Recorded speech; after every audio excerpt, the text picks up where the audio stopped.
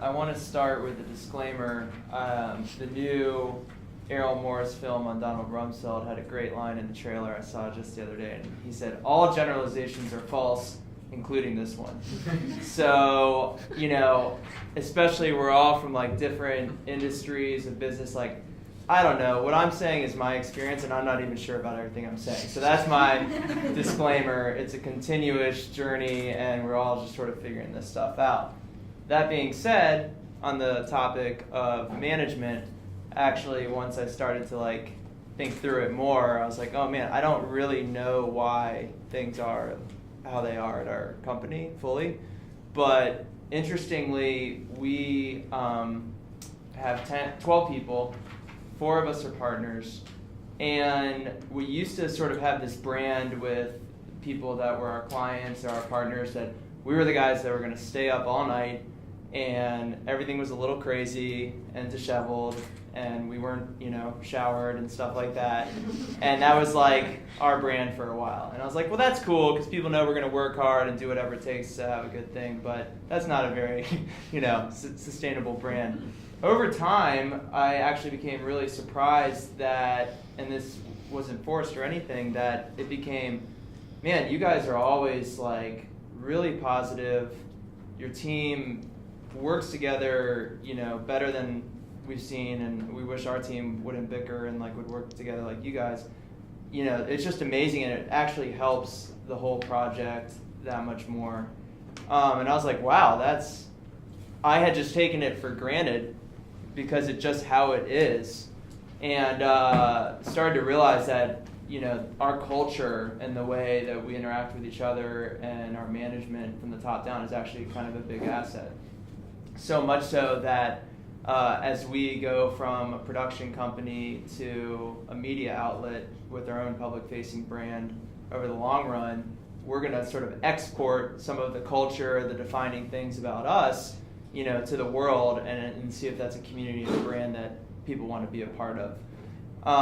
So that's kind of a cool and unique thing.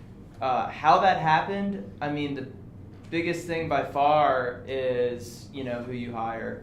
And we have always taken on people that don't necessarily have the most skills or experience at graphic design or animation or directing or marketing, but are just incredible people that are passionate about, first and foremost, having an impact on the world through ideas and art and media, and are just awesome people that are self-aware and just want to get better and do innovative things. So really it comes down to the talent. So that's number one.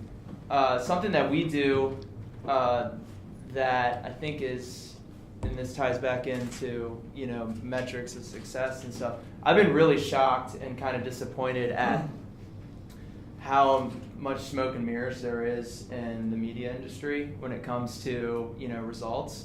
At times we will partner with people, whether it's for distribution of a film or, to get a video out, and there's just yeah, we got 20 billion impressions. And it's how many DVDs did you sell? And there's not even an answer for that. And that's really an ironic case because if you get a lot of impressions, meaning just tons and tons of people see your ad and no other action is taken, that actually means it was a really bad ad, that people saw it so much but they're choosing not to do anything with it. So it's just really backwards, and this is, I know a lot of people work for nonprofits too. This is an issue with nonprofits as well, especially when you have to, impress your donors and stuff, just like for-profits have to impress their shareholders in the short term. But what we do at the beginning of when somebody's hired and as we're growing, really defined roles and goals. So what are this person's primary roles here at Freethink, and what is that? How are we going to judge whether they're successful or not after 6 months or a year or whatever?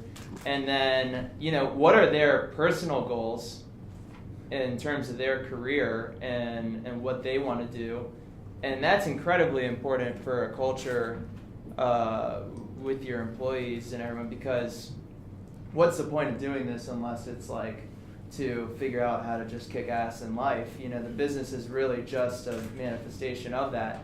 And that gets buy-in from people and alignment of what you're trying to do as a company and what they're trying to do in a way that just like, if you have that, you're just, you know, you're really on cruise control for, you know, the next 6 months, year, 2 years, where you're all rowing in the same direction. We do that same sort of specificity, to get back to the smoke and mirrors versus results, with every project that we do. So even if it's an original Freethink film or video, or if it's with a client, we do, you know, creative briefs at the beginning where it's like, these are the objectives, these are the concrete metrics that we want to hit, and here's our strategy to do that. And that not only makes for a higher batting average of successful things, but it makes just everybody like, you can just take a deep breath and you're like, okay, I know what I'm expected to do. You know, I know how I'm going to be judged, and you can be a much more impactful, creative person with a lot less stress when you have that as a reference. So that's something that we've developed over time and didn't know at first.